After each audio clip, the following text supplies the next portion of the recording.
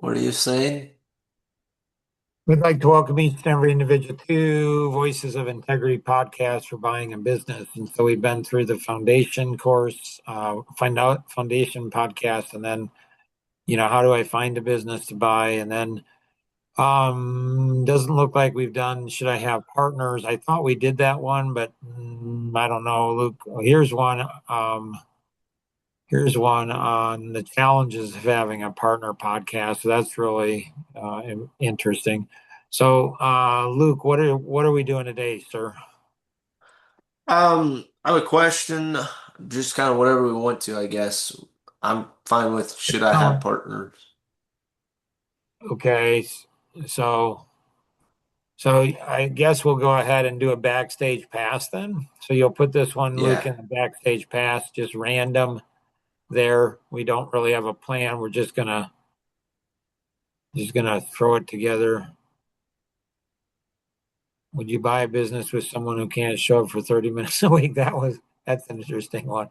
So, which one? So what do you want to cover today, Luke?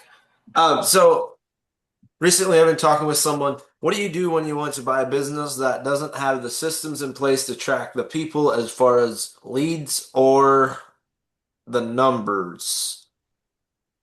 You buy the Is business for less than what you would if they had all those systems, and probably might not, you know, I mean, you can you trust, can you trust the numbers? Sometimes you can't. Can you trust tax returns? Theoretically, maybe more so. But there's a whole bunch of stuff that you don't know if they're honest, and if they are they hiding things purposely or unintentionally things? I mean, it could be a whole bunch of different stuff. So hmm often, if they don't have the systems in place, then you won't pay for them. The more the systems that are in place, theoretically, the better. If you have good systems in place, Luke, and people running those systems well, you're going to pay more for a business than one that doesn't have all that in place. Just like buying a house, there's no difference. If the house is all nice and ready to move into, you're going to pay more for that than you will a house that needs a lot of work on it. And in theory, the more right. systems you have, the more valuable the business is. So Jason said the more systems you have, in theory, the more valuable the business is. Yeah, the systems, if they work, then it's going to be, because then it's not connected as much into the owner. And so if the value of the business is in the owner and you buy out the owner is no longer there, you could lose 50%, 70% of the sales. And the owner won't even know how much, the owner won't even know how much the their worth of the business. I mean, if you had a business x-ray, you did a business x-ray, that would help you to some degree. But it's interesting, there's factors in buying a business. I think we've talked about that in the past. And so it could be 3 times, EBITDA. It could be 7 times. So there's some factors. What's fascinating is publicly traded companies, especially tech companies, can be 20 to 30 times future times earning, not their profit, it's earning. Like, it's crazy. So that's going to be probably 20, 30 times what a privately held company would have. The factors are that much higher because publicly traded companies, as a general rule, except Tesla, Tesla's the exception.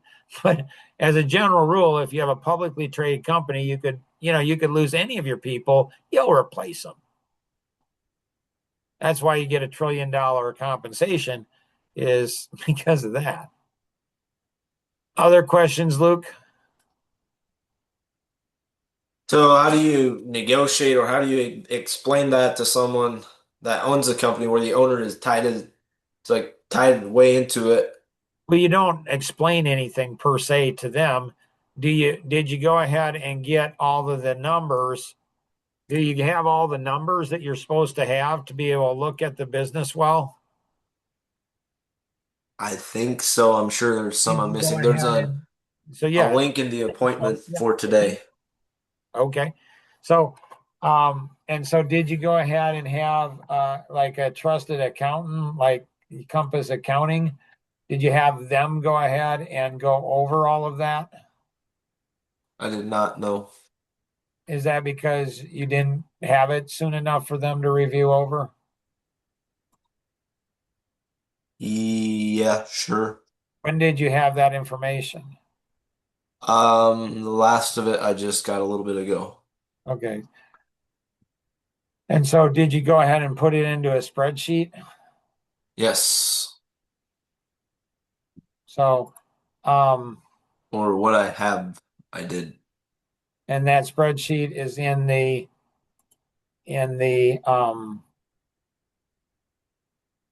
Today's appointment. you're I sure? think so. So I have the MCAT record, but I don't have the spreadsheet. I'm not seeing the spreadsheet. Oh boy. So, details in buying a business can kill you. Missing a detail, one detail, it can make a difference between a good buy and a bad buy, buying it, not buying it. And Jason, what would you like to accomplish? I'll just hang out with you guys. Right? Don't have anything else better to do. They're like me, don't have a life. So much free time. Ben, what would you like to accomplish? For being a guy that has no life and has so much free time, uh, really, is it more worth investing into other businesses or starting your own business? Yeah, good question. So let's say my preference, what I've done is I've always started my own businesses from scratch for multiple reasons. They're not better, you know. I mean, it'd be like asking the question, is it better to be married or single, right? It's not better, but it's different, right? So it's different. Like, I mean, if your wife is right there, you say, oh, it's for sure better for me to go ahead and be married. For sure, you want to say that. Um, so they're different. And so um, they're very, very different. Which one are you saying? Which one has more risk? Well, both can have tremendous risk. I mean, what you're doing is rather than building equity, you're buying it. You're buying everything that they have put into. So theoretically, it could be a lot easier. Like when Jason bought his business, um, that has proven very, very good for him. Just because it worked for him once doesn't mean it worked twice. It just worked once. Just because it worked for him doesn't mean it would work for somebody else. That was a very unique situation, without question. I mean, without question. Are there other opportunities out there like that? There are. I think he went and actually looked. I think, did you say 6 businesses seriously, Jason? Yeah, probably something like that. And my guess is it wouldn't be surprising if you glanced over 60. Yeah, it was definitely a lot, 2 or 3 times that the six Yeah. Were number. all were all them accounting ones, Jason? No. No, And is the reason that this one stood out most because it was accounting? because the opportunity came up and it seemed to fit. It had aligned with interests I had, and the opportunity came up. Would you have bought another business if it seemed like everything lined up more if it wasn't accounting? Probably. Mm. For sure. I mean, there were 2 businesses he went after really hard, and the financial investors went ahead and said, "Yep, nope, not going to pay that price," or "This is the top price," and they went for a lot more than what the investors Right. went ahead and said. So he had the protection of the financial investors, where the financial investors said, "This is the top price that we're going to pay for." For this business. So a lot of times people pay too much for businesses. And so if you pay too much for a business, what happens? You pay Takes longer. interest and then you go broke. So there's two things. You go out of business because you paid too much for it. It doesn't support the debt. It doesn't support it. Or more often than that, you just work your tail off. So you're working way harder because you got debt. When you buy a business and you have to pay, you have to get you have to pay for it. You're you are paying for something that the current owner didn't have to pay for financially. So whether it's buying it for 100,000 or a million or 100 million, you now have debt or opportunity costs, one or the other. You know, you have debt or opportunity costs that the previous owner did not have. So the previous owner, you know, let's go ahead and just say, you know, let's say that it's $1 million business, and because it's easy, let's say that there was 20% profit. So there's 20% profit, so $200,000 in profit. Let's go ahead and say there was a 5 factor on the 200,000, so you paid $1 million for it, 5 times what the profit was. You know, so if it's $1 million and you're paying, I don't know, 10% interest, that's 100,000. So you have 100,000. So then you go ahead and, again, I'm doing this all in my head. You have $100,000 of extra expense that the previous owner didn't have, plus you have $1 million in debt. If you continued with that 200,000, it would go ahead and take you 10 years to go ahead and, you know, to pay off that company. Now, if the owner wasn't taking any salary, all it was is profit. He's just taking the profit. Well, you don't really have $200,000 in profit. You really have, if the owner's worth 100,000, you only had 100,000. So what you're really doing is buying a job, unless, of course, you can go ahead and grow that business. But if you go ahead and if the economy turns on you, you might do everything right, all the numbers, all the marketing, everything right. You might do all of that right, and you can still go ahead and get hammered. So Tom Coons, he says, you make money in buying real estate, or you make money in real estate not when you sell, it's when you buy. And I think the same thing in large part is in buying a business. And so buying a business is, if you're buying a business, you want as many eyes on that thing as you possibly can.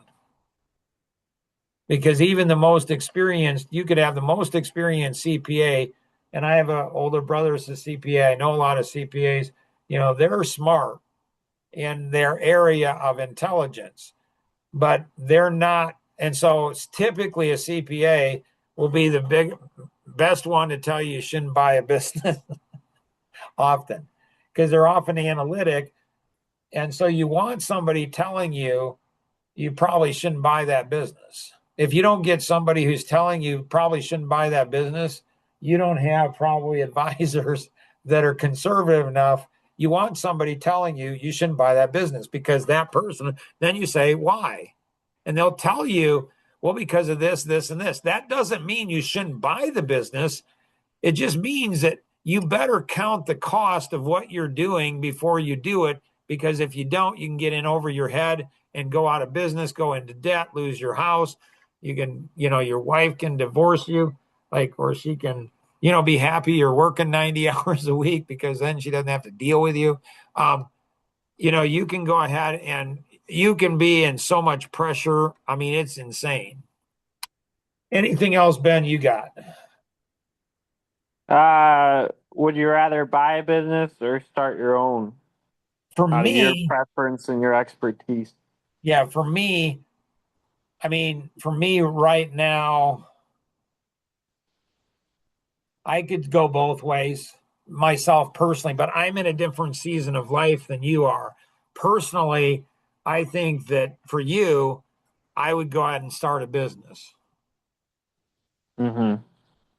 And That why is doesn't mean you that? shouldn't, because Ben doesn't have the experience of owning a company, running a company. And so the more experience he can get, the better. That's not to say that he shouldn't go ahead and look at buying a business. He can start a business, gain experience. All the experience he can have is going to help him in whatever business he's buying. He needs to be acquiring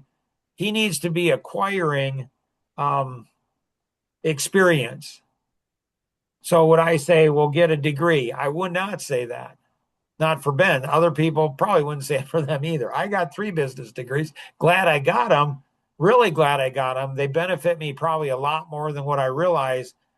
But I would go ahead and have Ben gaining experience. And then if he wants to look for a business while he's gaining experience, he can.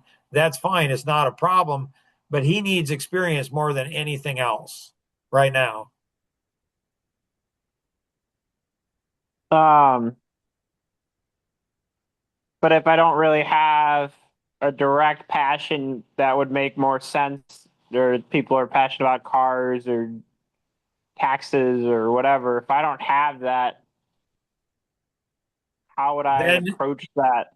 then you're going to probably build one of the greatest, most important things in owning a company, whether you buy a company or buy a company or build a company. One of the most important things is discipline. And if you're not motivated or passionate about something, well, then you build discipline. And that What if discipline will you're not help the you. most disciplined person?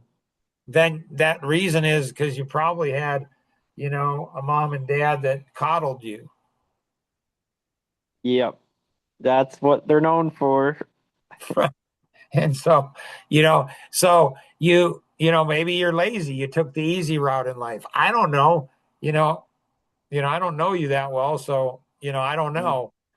And so you need to be acquiring experience, whatever that is. And so when I was 15 years old and I was working at McDonald's, 2 McDonald's actually, a franchise McDonald's and another McDonald's, I knew I was going to own my own business. I said, I'll buy a McDonald's franchise. Never did.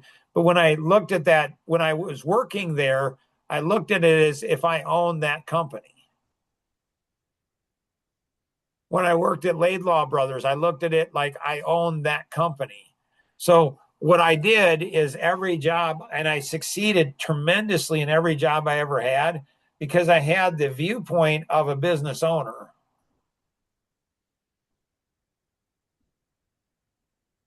So when I was I worked in high school and college to get through college as a night custodian.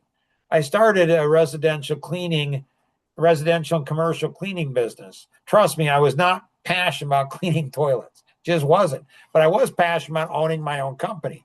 I learned so many things in that company that I now use in the 9 companies I now have. And so anything you can do you don't have to be passionate about that company. It helps, but you don't have to be. Like one of the companies So, that Jason pursued was, installing garage doors. Pretty sure at the age of 2 or 3, Jason didn't say, "Man, when I grow up, I'm going to install garage doors." So it's when you own a company, it's not necessarily that you're passionate about what that company is. You're passionate about building something. You're passionate about doing something, providing value to people for what it is and a challenge and all of those kind of things. Go ahead, Luke. I once saw on a Dave Ramsey podcast where the guy wanted to own, I think it was a Dairy Queen. And he would ask why, Dave asked him, why does he want to own a business? He's like, to make more money. And Dave was like, no, you don't own a business just to make more money. You have to be passionate about it before, or he said, business is too hard just to do it to make more money. Oh yeah, the chances of you making more money in owning your own company than you would in a job, by and large, most of the time you're going to make a lot more money in a job than you will in owning your own company for some period of time. I was about to say, like, the only reason I would buy a company is so that I had, it wasn't just, I feel like it's like, but having a job is like renting to me, where it's like it's almost throwing away money. That makes sense? Yeah. So what, your dad was, him I know pretty good. You, I don't know so well, but your dad, he had a Right. philosophy as a young boy. He would rather die in the jungle than live in the zoo. Yeah, but the zoo is warm. Right. Safe. Yeah, Right. right. So There's no See, there's obviously, zebras. people that you go home and you don't have to worry about anything else. Who right. knows? Maybe at the age of 63, I will have a full head of hair because I kept my job.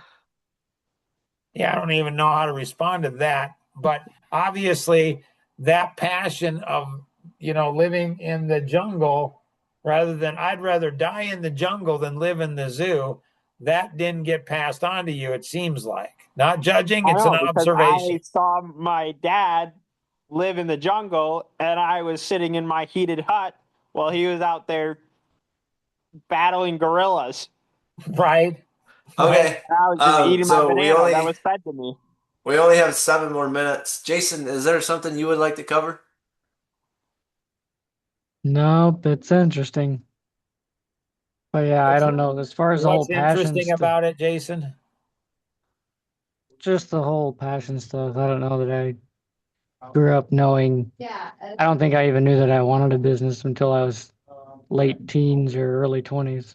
Yeah, you had told me that you didn't even know you could own your own company until you were 18. Right. And so, so yeah, yepper. Well, I don't have that passion at all. Right. But everyone tells me I should have that passion. Who And does? usually I should listen to those people. Who tells you that? My father, that's not on this call. Yeah. No, I know your father. He doesn't say that. I mean, if somebody was born to live in the zoo, they should live in the zoo Right. because that's what they were born to do. They don't know how to hunt. They don't know how to go ahead. They're born to live in the zoo. And there's nothing wrong with being born to live in the zoo. You're not a better or worse person because of it. If you can live in the zoo, probably live in the zoo. Like, I couldn't, your dad couldn't live in the zoo. Just couldn't. Just couldn't. It's like, I can't go ahead and give up my freedom. I am going to go ahead and work harder, make less. I'm going to make sacrifices. I'm going to do what I need to do because, you know, it's almost like it's almost hardwired. And that's the challenge that you Hardwired have. in me or you? What's that? Hardwired in me? No, it's hardwired in your dad. And so what's challenging is you've seen what he had to go through, and you're like, I don't want to go through that. But then you see, at 55, the guy doesn't have to work.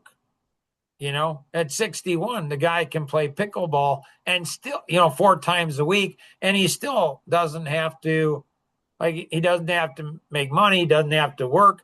I mean, he's still got an extra 20, 30 hours. So, and the freedom But that then he had and what, you continue to drive and you continue to work, which is like confusing to me. It's like, why work your whole life just so that you have an addiction for the last 25 years of your life?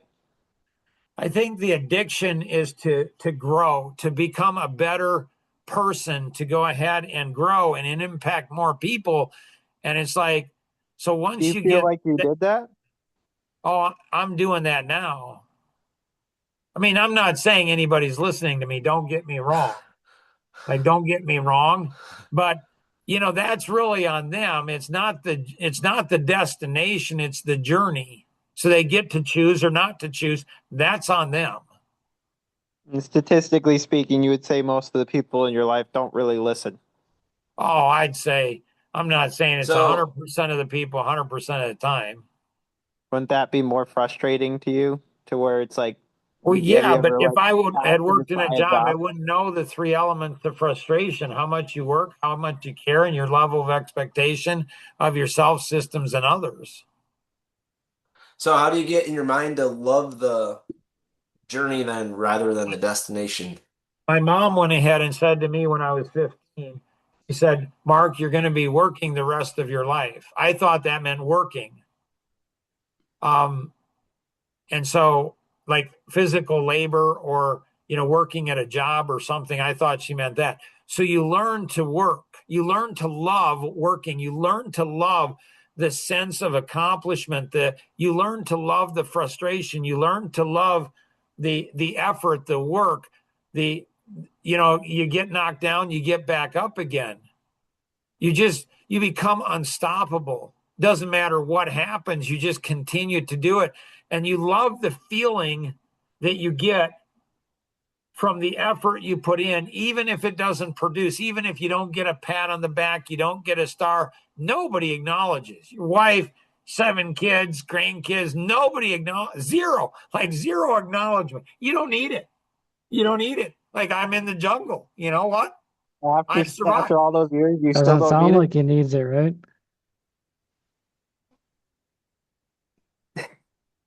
Well, if I needed it, I would not be in business. I would not be alive probably. And so, saying it doesn't mean it.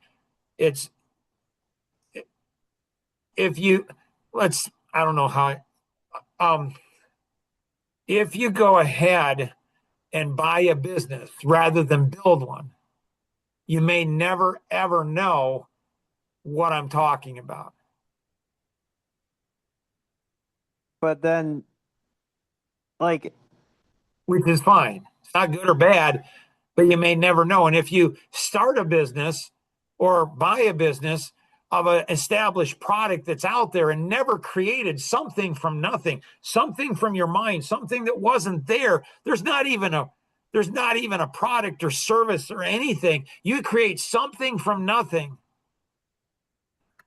Like, it makes it all worth it. All your family and friends and everyone just kind of dipping out once in a while makes it all worth it. I'm glad I got that, because that's something, nobody can take away from you. No, it doesn't matter about any of the others. Like, that's something that nobody can take away from you. Luke, anything else you got? Nope. All right. Hopefully this was helpful. Maybe, maybe we'll, meet next week. Maybe we won't. I mean, don't think of this as like 30 minutes out of 10,080 minutes. And this is any indication of how committed you'll be as a business owner. I mean, 30 minutes a week, that's a lot. That's a big commitment. So hopefully this is helpful to everybody. You guys have an amazing day. Bye-bye.